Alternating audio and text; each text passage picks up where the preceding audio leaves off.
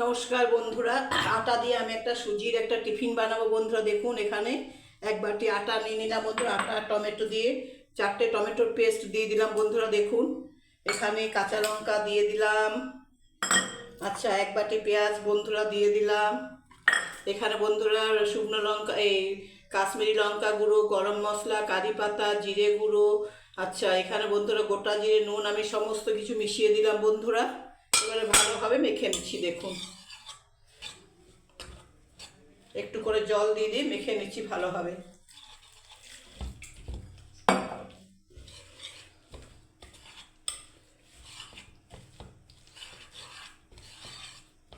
আরও জল লাগবে।